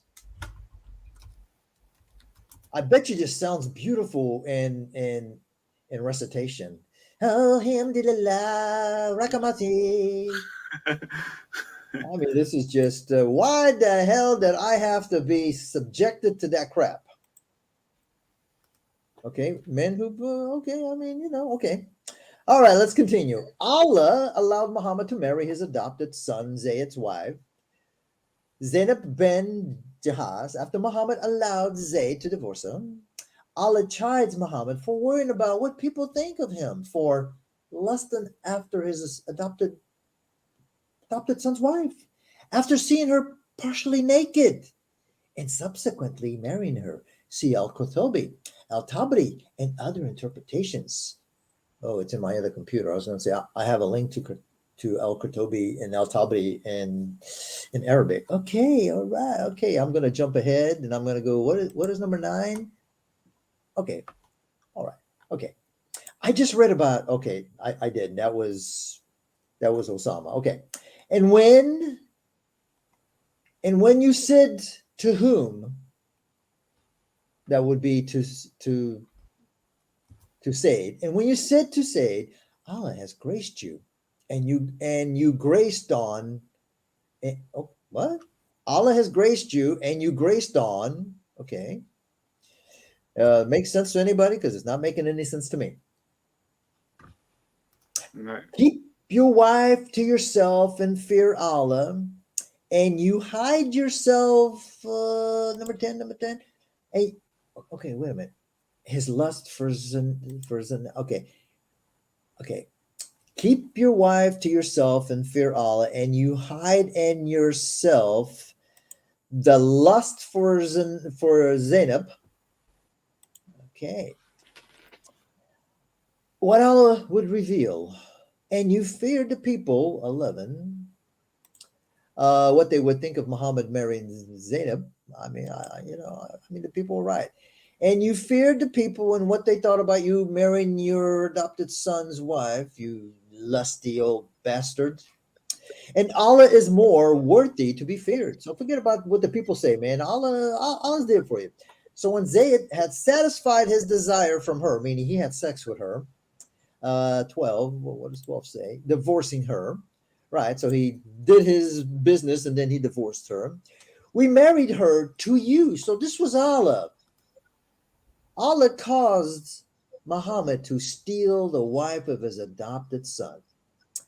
We married her to you. So Allah performed the ceremony of marriage. Okay. That it would not be a shame on believers to marry the wives of their sons. Oh my God. Adopted sons is probably it. Yes, they're sons in adoption. So Muslims, you can marry the sons of your adopted sons. Man, when they have settled their affairs, of course, you got to wait till they get divorced. 14. What is 14? Divorce. Okay. The affairs of divorcing them. Okay. The affairs of Okay, divorce. we went from that subject of Muhammad and his stepson's wife to war. Now we're back to this. This is the scatterbrained. I never can understand why he does. I keep saying Allah is chronologically impaired, and it's evidence of him having TBI, traumatic brain injury. This is the. I mean, I don't have another explanation for this because this is how the Quran is organized, and which is disorganized. And I mean, I keep thinking, due to the chronological impairment, I think it's severe traumatic brain injury, but I don't have another explanation. The Quran reminds me of somebody using a shotgun, because when you use a shotgun, you have pellets that just spread out. So I think Allah was hoping that maybe one of the crap would stick. And maybe 99 went one way and then Well, one actually made it. it's like I keep saying, somebody was bringing a plate of verses, or like you said, it was recorded on bone, it was recorded on this and that, and they were all in order at one point, and the person bringing the plate of all that stuff fell down and it fell all over the place, and then they had to figure out, like, I don't know how this goes. That's how it worked. Okay, and the Yeah, command of yeah. Allah was accomplished, but we don't know what the command of Allah was. I mean, so 'Cause far I haven't seen where Allah commanded that you should do away with adoption. Because this I is mean, this is not the same God of the Bible. Because the God of the Bible goes against everything that's said course. here. So this is Of not course. the God of Christianity. This is why I Because laugh when Muslims tell me that the Jews and the Muslims, they believe in the same God. I'm like, I don't think so. no, I mean, this part up here, I'm sorry I missed it because I was busy, but Zayd satisfied his desire from her. Yeah, I mean, that means he had as sex with his selfish wife as they and then he get, that's really divorced her. disgusting. To think that that's in a something they would call a scripture. Yeah. Well, notice that there's so much crap in here that I really don't understand why it should be there, because it's not revelation.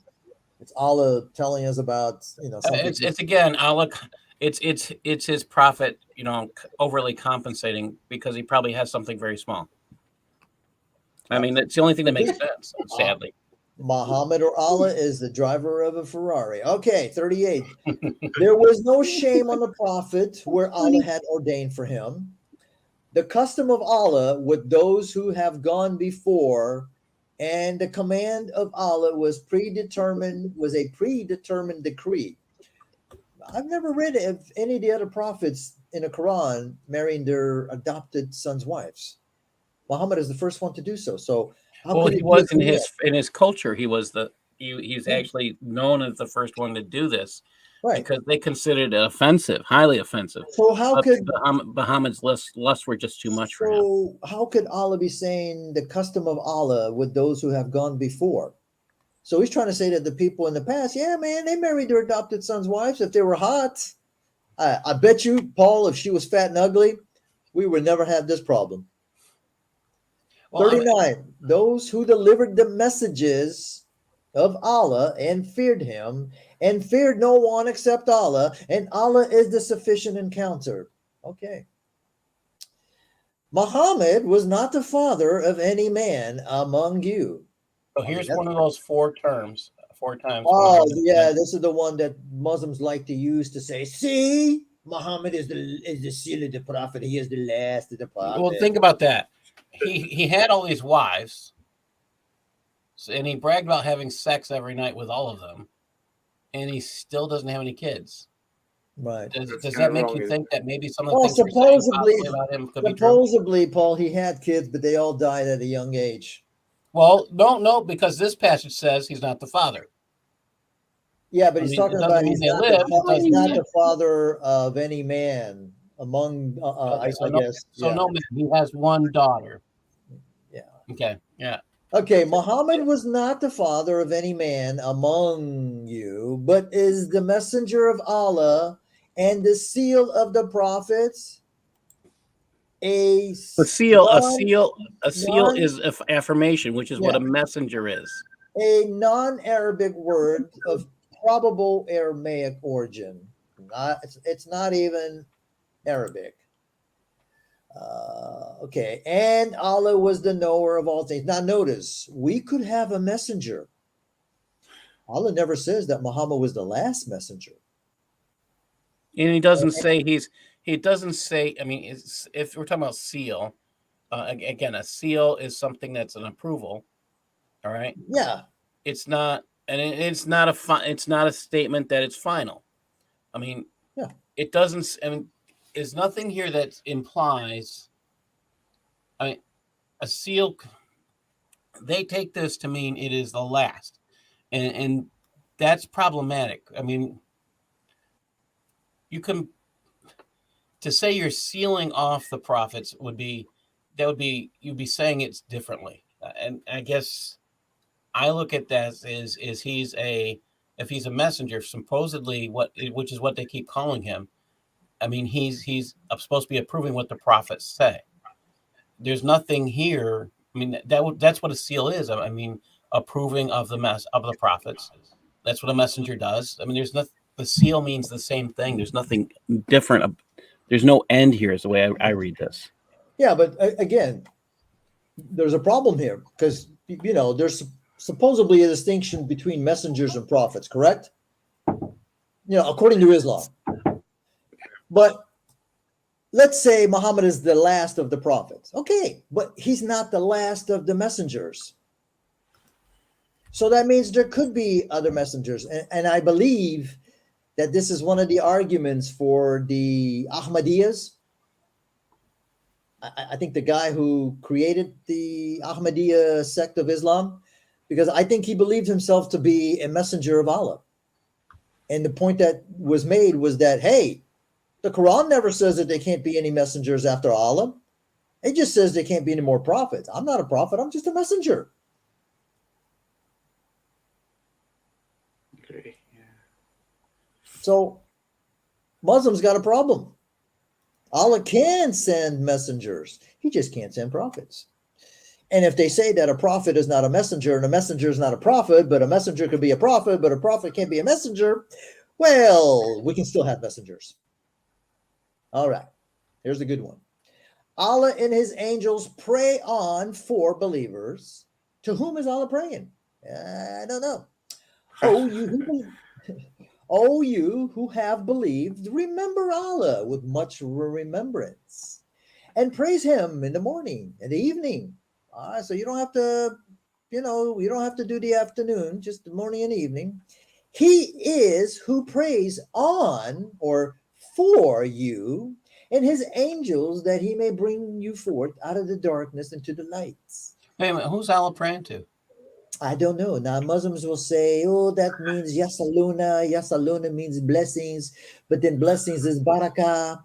And then, you know what I mean? And then, and even Muhammad Hijab agreed that Allah prays for Muhammad, not to Muhammad. I got the video on my channel. So again, if Allah is praying, that would mean he's not God. Allah is praying to his that's father. what I was Just like Jesus prayed to his father, Allah prays to his father.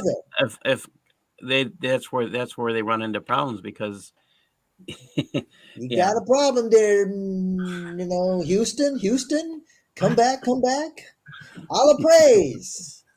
Okay, 44. They're greeting on the day they meet him. Oh, we're going to meet Allah. Peace. And he prepared for them a generous wage. Man, I want to work for Allah because he really, he's a nice employer. My boss better give me a good wage. Oh, you prophet, surely we have sent you to be a witness and a giver of the good news and a warner. Now, notice Allah calls him a warner.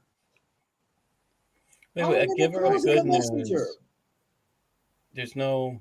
I'm sorry, Allah never calls him a prophet. Muhammad never calls himself a prophet. Isa in the Quran, from the cradle, says he's a prophet of Allah. and a lighted lamp. I mean, come on. Hey, why I don't is know who this prophet is. Oh, you prophet, surely we've sent you to be a witness and giver of good news. We don't know. We have no clue that this is Muhammad. Well, Muslims will tell you it's Muhammad because the book was given to him. Therefore, it has to be Muhammad. But that's a poor argument because I could have that thrown out of court in no time. That's called hearsay. Yeah. Or an There's assumption. no evidence. There's You no are evidence here assuming anyway. it's Muhammad. I mean, it could be Joe Schmo down the street. Yeah. Because they say, well, this was revealed in real time, so it wouldn't mention Muhammad's name. But whoa, wait a minute. Muhammad's already mentioned in the book 4 times. What's a few more extra times? Well, it just shows you Muhammad wasn't important if it's only 4 times. That's what I keep pointing out to Muslims. If he's really so important, how come his name is only mentioned 4 times? He's just unimportant. Right. And it also brings back to my point. Okay, let's say, the Quran was revealed. Yeah. I mean, let's say the Quran was indeed revealed in stages, 23 years, because I guess Jibreel had nothing better to do. But Well, that's it's from his 23 years of walking back and forth. If we are, How many miles did you say he was going the other day? I don't know, but let's say that's true. And they say, okay, well, obviously Muhammad's not going to be mentioned as the prophet when indeed this is real time. But okay, but Muhammad is mentioned. Hey, So why Kufar, couldn't I just we said your be name. consistent? It's I'm real sorry? time. Is that too hard for Allah? Yeah, I mean, I don't know. And also remember, people are going to be reading this in the future. They're not going to know that this book was revealed in 23 years, which is bullcrap, because Allah keeps saying, hey man, I gave you a book. I give you a book. I give you the El Kitab. Okay, well, which one is it? Did he give you a book? Did he give you revelation? Allah can't even say, and we sent down to you revelation. And even if the El Kitab could also mean the scripture, well, you got a problem because scriptures are written down just like a book. It's just in a scroll. The word scripture implies it's written. Yes. Yeah. So either way, Muslims got a problem. A book, a scripture, it is still written down. So if Allah says, and I sent down to you the scripture, that means it had to come down written. Because if it's not written, then it's a revelation. And I revealed to you revelations, blah, blah, blah, blah, blah. Oh, you prophet, surely we have sent you and the caller to Allah with his permission and a lighted lamp. Okay, let me see. Oh, you prophet, surely we have sent you to be a witness and a giver of good news and a warner and a caller to Allah, and with his permission, of course. Don't call Allah without his permission, and a lighted lamp. Okay. Hey, my question about this: why is Allah telling Muhammad this now? I mean, shouldn't Muhammad already know all this stuff? And shouldn't this already? Good point. Yeah. That's a good one. If Muhammad didn't know this now, I mean, if he is the prophet they're talking about, I mean, why is he doing anything? I mean, or does Muhammad need to be told again? He needs to have his ear tickled in order for him to do what he's supposed to be doing. Man, I actually thought we were going to finish this chapter, but I guess not. All right, 47. And give the believers the good news that they will have from Allah a big bounty. Okay. And do not obey the infidels and the hypocrites. So again, there's a distinction between infidels and hypocrites. You can be an infidel and not be a hypocrite, and you can be a hypocrite and not be an infidel. And ignore their harm and depend on Allah, and Allah is a sufficient guardian. Oh, you who have believed, when you have sex, I mean marry, with the believing No, it women. was sex. I'm sorry. The word marry doesn't exist in the Quran. When you have sex, but let's assume it's married with the believing women, then you divorce them before you have touched them. You do not have the wait, say that again. You have sex with them first. Well, yeah, but if it was married, then it would make sense. But what they're trying to say, but you're right. If Nika is not married, then it would make no sense because it says, okay, let's read both of them. One makes sense, the other one doesn't. When you have, first of all, you can't say when you have, and you can't say when you have married. Now, when you have sex, that makes sense. So let's take out the have sex. When you marry with the believing woman, then you divorce them before you have touched them. You do not have the waiting period against them, which you count. So you give can't them enjoyment, a gift. If we're following that reasoning, yeah. So this is where marry doesn't. I mean, both of these terms don't work here. Sex and marry don't work here because with the believing women, then you divorce them before you've touched them. Wait a minute. You can't have had sex with them if you haven't touched them. You can't be married to them if you haven't. If you're looking at that this way, so it's a negation. This whole thing is a negation of. Again, we have what. Right. If you take away to have sex and it says when you married, it would make sense that they wouldn't have to have a waiting period. But if indeed the word is not marry and it is nikah, which everybody that I know that speaks Arabic tells me it means sex, then yeah, it negates because how can you say and when you have sex you can divorce them before you touch them. I'm sorry. How do you have sex without touching her? Was this like the sex from across the room? I mean, maybe this is Muhammad saying you can thigh a girl, and that's not I know having what it nikah. is. I know. I mean, This is that video sex, that cam sex. okay. You can have sex, but you don't touch them. That's what it is. See, Allah invented the first Virtual sex. yes, the first virtual sex, kind of like what was that movie with Sylvester Stallone and what's her name with the I wouldn't know. with the three shells? Oh, Demolition Man. Where the way they had sex, they would put these virtual glasses on and they would have virtual sex. And he's like, "Oh, the hell with this, man," because you weren't supposed to exchange bodily fluids. And he's like, "No, I like exchanging bodily fluids." Okay. All right. Muhammad has, I mean, this is the law of non-contradiction that Dominic keeps talking about. Yeah. And you're having sex, but you're not having sex. So you can... Well, Dominic, don't you see that there too? well, let's not forget that Muhammad had sex, but he didn't have sex because he imagined having sex. So Yes, you know that's what I mean? right. I mean, if it works for Muhammad, then it could work in the Quran. I mean, you Okay. know. Okay, Allah grants Muhammad the exclusive right to have sex with as many believing women. Okay. Even Osama made a boo boo. Many, this should be women, not woman. You need to get on. Yeah, I see it. You need to get on his case for that.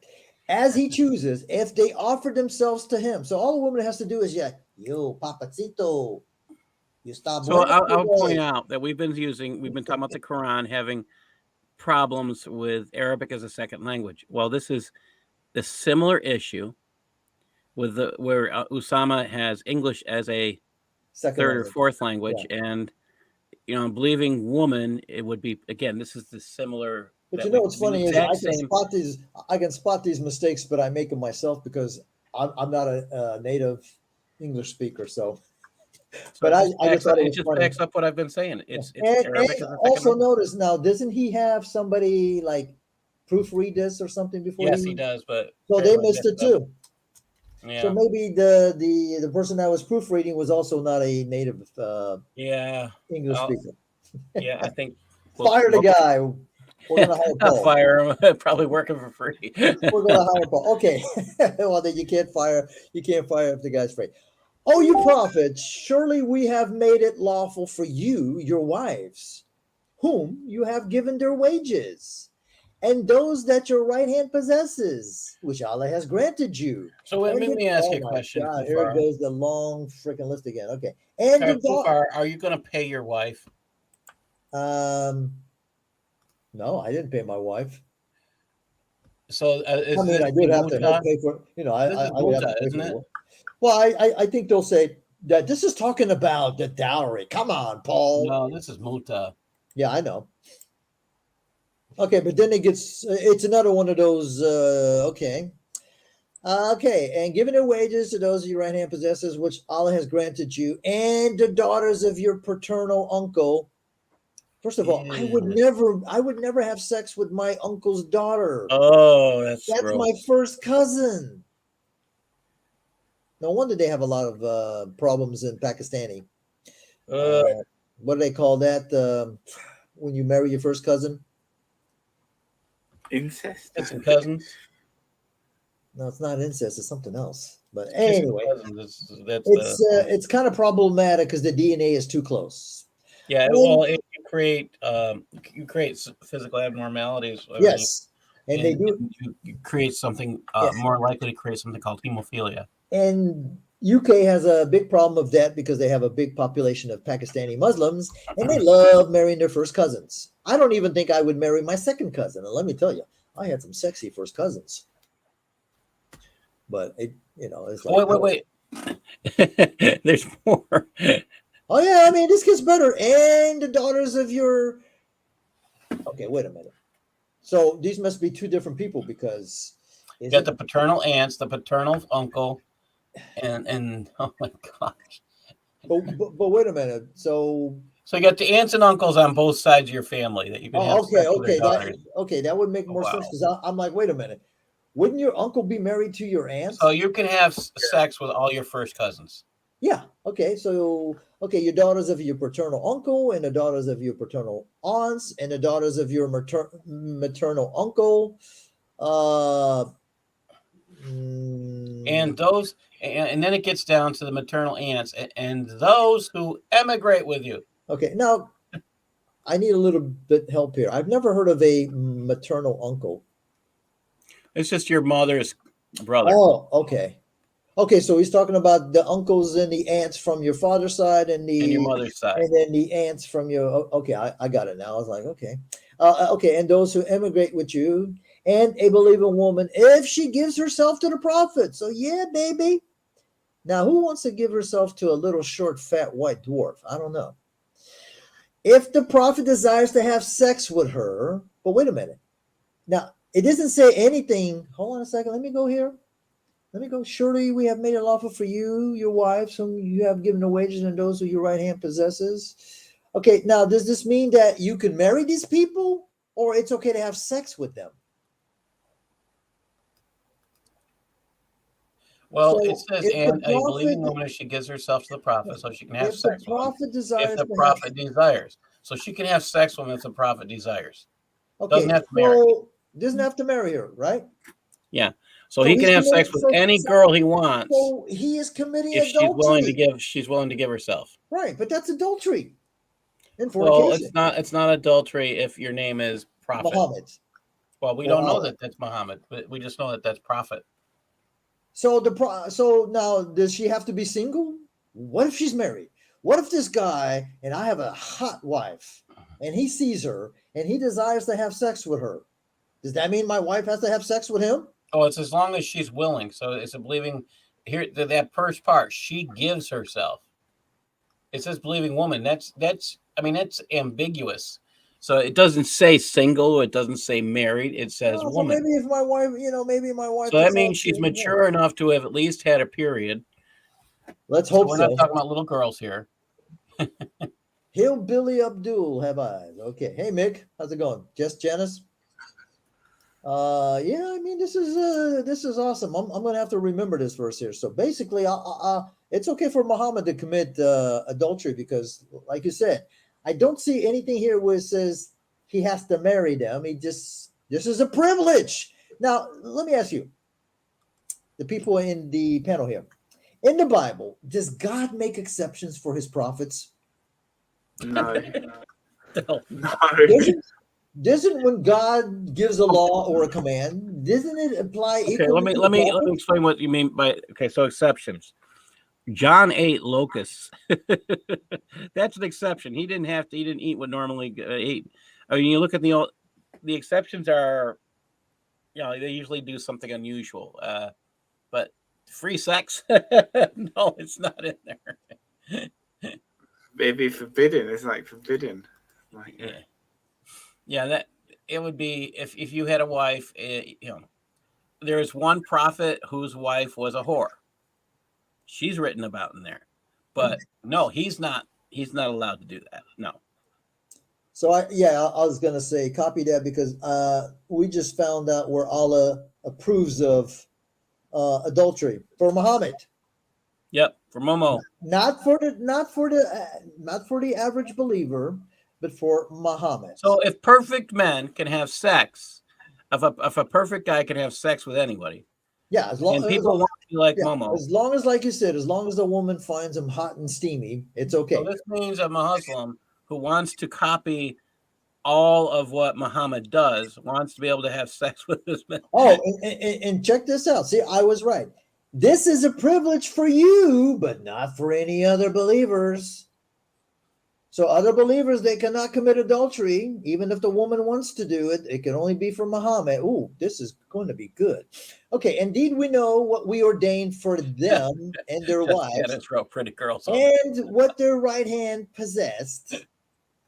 And there may be no shame on your part. Now, wait a minute.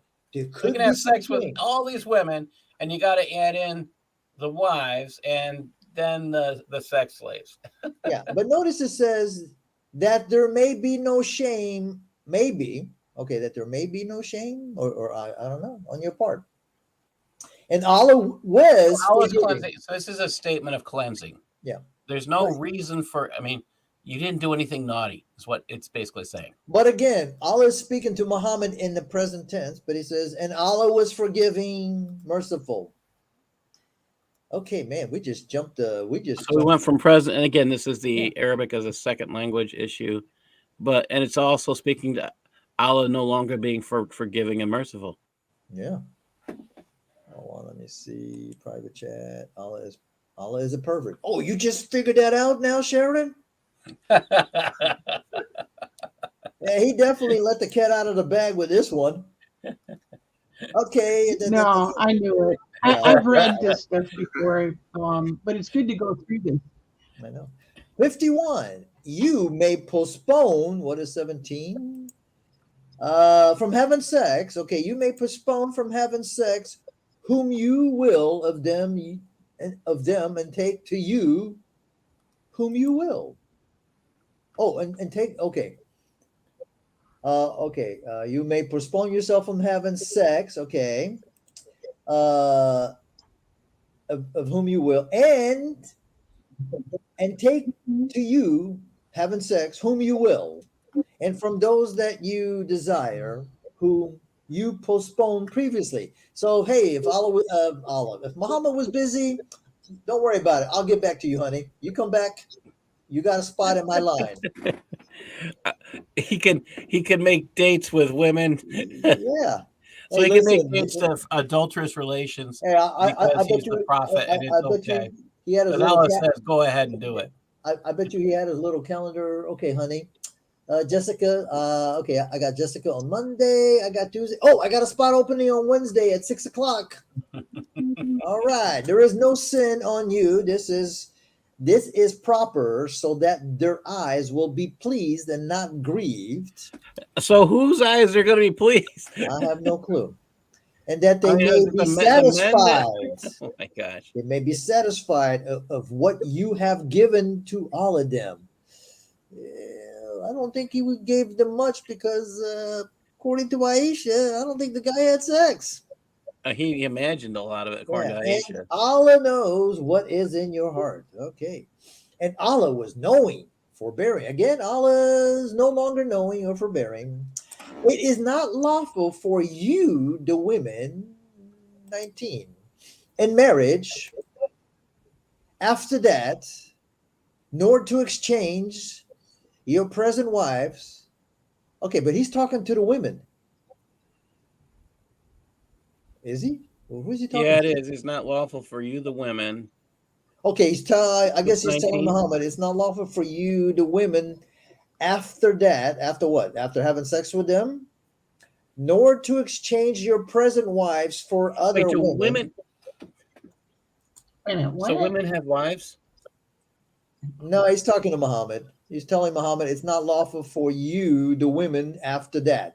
After what? After having sex? Your one night stand, that's it? Sorry, honey. No, that's it. That's all you get. Oh, here's your baby. Here's your muta money. Sorry. You get 10 seconds, that's it. That's all.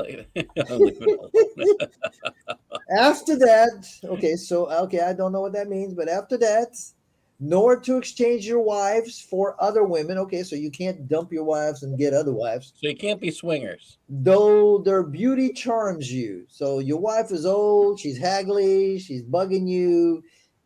You can't divorce her because she's ugly. Really hot looking woman. You're stuck with that ugly hag. But hey, no problem. Accept what your right hand possesses. Make sure you can have sex slaves to compensate for your ugly wives. Yeah. Because I believe one of his wives was old and fat. But she gave her day up to Aisha. Yeah, so instead of getting divorced, she just said, hey, listen, you can have double sex with Aisha. Okay, that's okay. I just want to have the title of your wife. And then that just shows he couldn't treat his wives fairly. Right.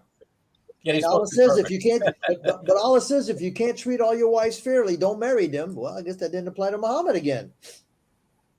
All right, Allah was the watcher of all things, so Allah's watching them having sex too. Ooh, that's what we call a peeping Tom, All right, I don't know if we're a voyeur. okay. Oh, it's at 5. Okay, yeah, So we're at the 2-hour mark. we've got about 20 more verses, so we could either continue and go maybe half an How hour about we more. mark this and we can come back tomorrow? Okay. All right, so we'll Okay. stop here at 5 o'clock. Mark that. So, ladies and gentlemen, there you have it. Allah allows Muhammad to commit adultery, but he doesn't allow the other guys to commit adultery. But then again, I mean, this is Allah. Now, I want to talk to God Logic and see if he can do a room on this. I'm pretty sure they're going to say, but you don't know the Arabic. That's not what it says. Well, Really? that's what Really? it says according to my Arabic friends. I had read that one, but okay. Dominic, thank you for coming. Sharon, Larry, Paul. Ladies and gentlemen, we're cutting off. I'm actually really tired from yesterday. My nose is sinuses. My throat is still dry. Just Janice, I agree with you 100%. I'm going to have some honey. So thank you, Sharon, Dominic. Anytime we have a show, you guys are more than welcome. Typically on Saturday it's 6 o'clock. Well, actually, I think it's 6 o'clock every day that we do it. That doesn't mean I'm going to do one every single day, but I'm trying to, except for when Paul does his show on Thursday. So we don't do a show on Thursday. So 6 o'clock, and then Sunday we do the 3. Kind of took over the slot for Crossing the Crescent. Because I typically don't do a show on Sunday. So thank you guys. Thank you those in the chat. I'm telling you, I'm going to probably watch a video from a Muslim channel talking about us. That means that's good. That means now I'm becoming popular. Maybe I can get some debates. All right, guys. Thank you. Let me end the broadcast.